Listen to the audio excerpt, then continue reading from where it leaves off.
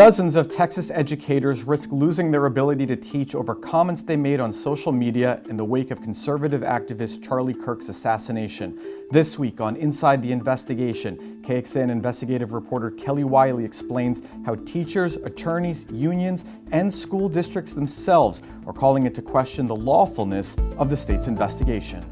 Welcome to Inside the Investigation. I'm KXAN investigator Matt Grant, joined with Kelly Wiley, who is normally in this seat, but today the roles are reversed, so thank you for joining us. Thank you for having me. Thanks for letting me fill in on your spot. And I'm very interested to talk to you particularly about your story, because this is obviously an emotional topic, the assassination of Charlie Kirk, who was a conservative icon known for visiting college campuses and fostering this dialogue and free speech, and really free speech and the First Amendment is at the issue here with your story when it comes to teachers in the classroom. So what I wanted to know is, the state launched its review into teachers' social media accounts within 2 days of Charlie Kirk's death. How did it get to be to the point where it happened that quickly? This all happened so fast. I remember being in this room when we were watching the news and we saw this unfortunate assassination happen, this news of this start to come out. But within 48 hours, school districts were already getting reports. Parents, community members writing in and complaining about school employees, not just teachers, school employees across districts that held various roles. They were sending in screenshots, they were expressing concern, disgust, anger in these emails to staff who were then sending it to higher ups in school districts where they were saying, I don't think this person is fit to be in the classroom. What are you doing about this? And we saw very quickly there be action on the local level. So within 48 hours, we were seeing people be put on administrative leave over these comments. We were seeing them get reprimands over these comments. And so all of that was happening quickly. At the same time, there was a public outcry about it. We were seeing on social media lawmakers, everyday people taking screenshots, reposting and expressing their upset over these comments that they felt were inappropriate or celebrated the death of Charlie Kirk. We were seeing that play out on social media. We were seeing school board meetings where people were addressing it. And so that was kind of happening on the local level, on social media, which is obviously can have nationwide implications. But then on the second day or 2 days after the assassination, we saw Texas Education Commissioner Morath weigh in. And he sent a letter to superintendents at every school district, every public school district in the state, where he expressed that they too had been receiving complaints and hearing about comments that were being made on social media by educators, and that they wanted school districts to report any instances of what he called vile and inappropriate social media comments to the state. He said that any referral or any documentation that he had or that he received, their agency received, of educators making this comment would go under review and would potentially, could experience sanctions, things like having your teacher certification suspended if they were found to be to rise to the level of inappropriate, as Education Commissioner Morath said in this letter. So it all happened very quickly. And then we saw a couple days after that, Education Commissioner Morath give even more texture to his original letter to superintendents, where he said something along the lines of there's certain content that's in poor taste, but then anything that was determined to be inciting violence, they were putting in a different category in this state review, and that those people, he clarified, could potentially be referred for sanctions by the state to lose their ability to teach in public classrooms in Texas. These were messages that were posted on these teachers' private social media accounts. These were not public, correct? And what were some of the examples of some of the messages that were inflammatory, that sparked some of these complaints? Well, we did quite a dig to figure out just that, right? So there were comments that we were seeing because they had gotten a lot of attention, right? Like there were comments from that lawmakers pointed out or screenshot. But part of what we were trying to do is get a real understanding of what all was being said, because he created some what they were looking for, right? He established they were looking for comments that were vile, comments that were inappropriate, comments that, in his clarification, that were inciting violence. There was also talk of celebrating his assassination. They talked about the educator code of ethics. So we really wanted to understand, okay, well, what does this look like? What comments were made? So we went to the Texas Education Agency, put in a public records request to basically understand what districts did the teachers or the educators who are under review, where do they work or where did they work? Because remember, some had been put on leave or even, started the process of being terminated. So we started there. TEA did not release to us names or the posts themselves that they were looking at, the content matter that they were reviewing, but they did tell us all the districts that were referred to in these complaints that they received. So from there, we then put in public records requests to those districts to better understand. And some of the districts gave us those records, and so we were able to kind of figure out what was being said. We were also able to pull from what we already knew about, again, that was getting a lot of public attention. And the comments themselves, there were a range of them. There was one comment in particular I remember, and a lot of them were long, but there were certain sections that stood out to me. One I remember said, something along the lines of, I wished he died sooner, right? There was one comment that stood out to me, and again, it was part of a larger post where an educator said something along the lines of, violence is never the answer, but CK was the champion of it. CK being Charlie Kirk. CK being Charlie Kirk. There were a lot of comments looking at what they understood Charlie Kirk's view of the Second Amendment to be and what his position on the Second Amendment to be. There was one comment that said, First Amendment meets Second Amendment, things along those lines. So those were some of the examples that stood out to me, and they ran the gamut. Some of the comments said that, pointed out that they didn't like Charlie Kirk. That was kind of the gist of it. It wasn't saying, anything in particular about the assassination, but they didn't like him as a person or didn't like his politics or didn't like what he would say on these campus tours that you pointed out, didn't like what he would say on his public platform. So they ran the gamut. But one thing is that all of them were in some way or the other reported to the Texas Education Agency, either by the district or by citizens themselves, reporting them to the Texas Education Agency. So Kelly, I understand from your reporting there were more than 350 complaints into educators' comments that the TEA was reviewing at one time. How did you begin to review those cases? Yeah, it really started with us just trying to get the records to start with. But we were looking for a couple of things, right? Like we wanted to know who the educators were so that we could talk to them. And in many cases, we couldn't figure that out.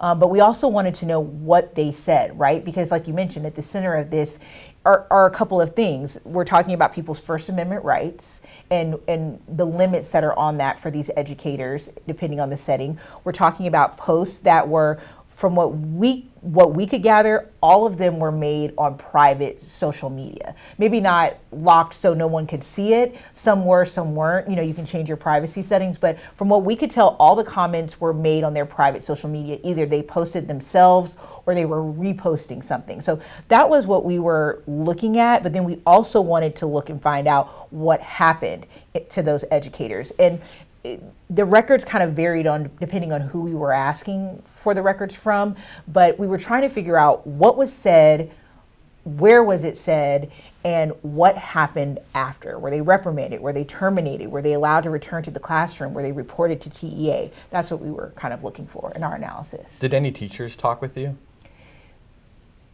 Yes, but none of them wanted to talk on the record. There was one former educator, retired educator, who's actually a school board trustee, who was reported to the Texas Education Agency. She's currently a school board trustee at a school district in Texas. And so she does have a certification that has not expired because she retired a while ago. And so she spoke with us on the record. And when we called her to say, hey, we got these records that show that I have the social post standing, I'm looking at it right now, and I have that the district that you were reported and that someone anonymously reported you to the district and the district then reported you to TEA, it was the first she'd heard of it. At least that's what she told us. So that trustee did talk to us on the record. There were several more teachers that or I shouldn't just say teachers, because again, this wasn't just teachers, it was all sorts of school staff and personnel. But we were able to talk to some of them, but all of them outside of this trustee didn't want to talk on the record with their name. They were very afraid of being doxxed, the ones that we talked to, of having their information somehow in the media and kind of have there to be any kind of threat to them. I was just going to follow up to ask if you got a sense if there's any chilling effect that their social media activity is being watched and scrutinized, especially in a highly political environment that we're in today. Fear of doxing. Did you get a sense that those fears are permeating amongst educators right now? Well, there's a couple of indicators. So we've seen the Texas American Federation of Teachers come out and say that there was a chilling effect. They said that in their membership, they've been hearing that educators are, scared of what repercussions might come from saying how they feel on their personal social media or even sharing things about themselves. So the Texas AFT has said that. And then separately, we've heard the Texas AFT say that they've been encouraging their members to, if your settings aren't on private now, you should do that, because otherwise you could see it picked apart or, there to be some sort of reporting. So that's one thing that we're hearing. And then separately, in going through the records, part of what we saw is that educators, as they were being called into the office, their superintendent's office, their principal's office, to discuss these posts that had been reported to the district as, potentially being inappropriate or vile or unethical for an educator to be posting, that in some of those discussions, the teachers agreed to take down their posts in order to make it right or to smooth things over with the district. So we did see some of that. And then we also saw some educators refuse to take down their posts. There was one in particular that I'm thinking of where the educator said, I'm standing by what I've said and I'm not taking it down. And then we've heard from educators themselves, the ones that kind of agreed to talk to us anonymously, that it has made them see their social media differently and that they are fearful, not just of repercussions from the state or from the district, but also just from people, from the community, from people that might mean them harm or that they believe mean them harm. Yeah, and the state is investigating all of this now, right? Where does that investigation stand? So you mentioned earlier that at its peak, we understand there were 351 complaints that the state was reviewing in relation to accusations of inappropriate, vile, inciting violence, social posts that might have been in that range. Since then, the Texas Education Agency says they have whittled the list down of complaints that are still under investigation to 95.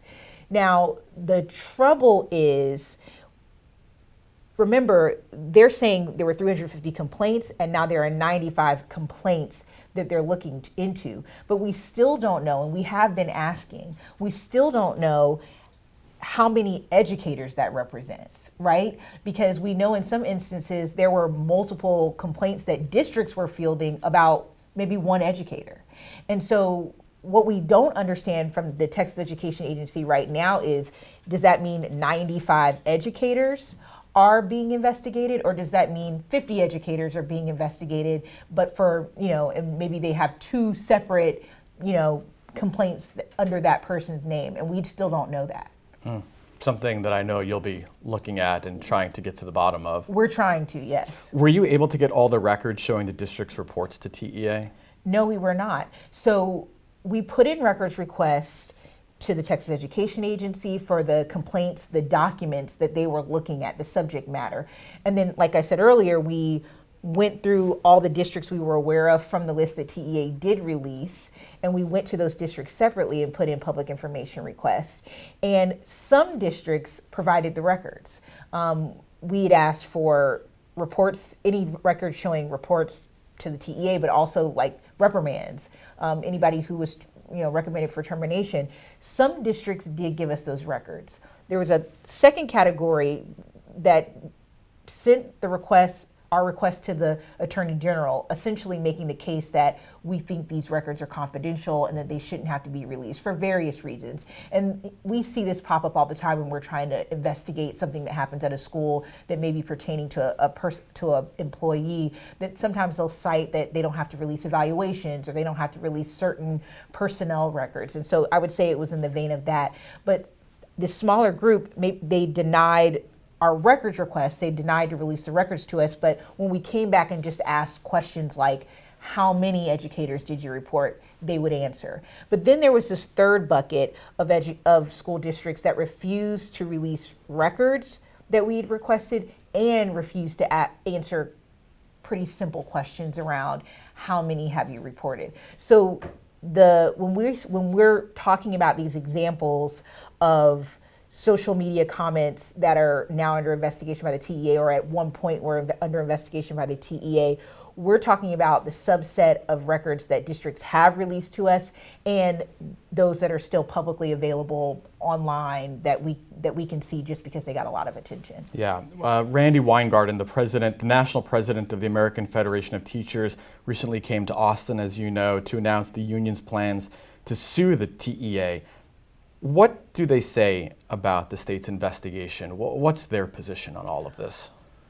Their main position is that they believe that the investigations are unlawful and that they violate the free speech rights that teachers have. They talk about the fact that, yes, when you're employed somewhere, there is a certain way you're expected to behave in a workplace, and particularly when you're around children.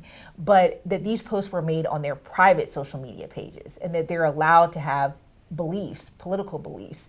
And so that's their main point, is that this violates their rights, that this suppresses their speech, and that it's unlawful. They also talk about that letter that Education Commissioner Morath sent out days after Charlie Kirk's passing. And they say that the standard for reporting, or the requirements for reporting that Morath laid out in this letter were vague. He said, report vile comments, inappropriate comments. And they said that there really wasn't a definition. What is vile? What is inappropriate? And so it left school districts, they say, in an awkward position to have to determine that for themselves. Very subjective. Right. And then even they said the clarification it wasn't phrased as a clarification, but it did provide additional information. The clarification that Morath gave days later around there's what's in poor taste and there's what incites violence, they said also it's subjective, they felt. The AFT is saying this, and they're saying that they, in their review of the comments that they're aware of, that they've not seen anything they believe rises to the level of inciting violence. So that's another component of what they're saying. And I think the main thing that the Texas AFT says is that they want to talk to Commissioner Morath. Before filing the lawsuit, they wanted to talk to Commissioner Morath and get to a consensus on, the scope of this investigation. And they really don't believe that any teacher should have their certification revoked over comments made on their private social media, that they should have this space of their own to be able to make these comments if they want to. It's kind of their, I would say, main points. Well, Kelly, I know you'll be following this. It's a fascinating discussion. I appreciate you taking the time to join us today, and I know next time we'll see you back in this chair. Yes. But thanks again for your reporting, for all the work you've been doing on this, and for joining us today. Thank you so much, Matt. Thank you. You can watch all new episodes of Inside the Investigation on the KXAN Plus app every Friday starting at 1 p.m. Just search for KXAN on your preferred streaming devices such as Roku, Apple TV, and Amazon Fire TV. You can also listen to KXAN's investigative podcast, where we feature audio versions of our weekly Inside the Investigation episodes like this one. You can find new episodes every Saturday morning wherever you get your podcasts. Just search for KXAN Investigates.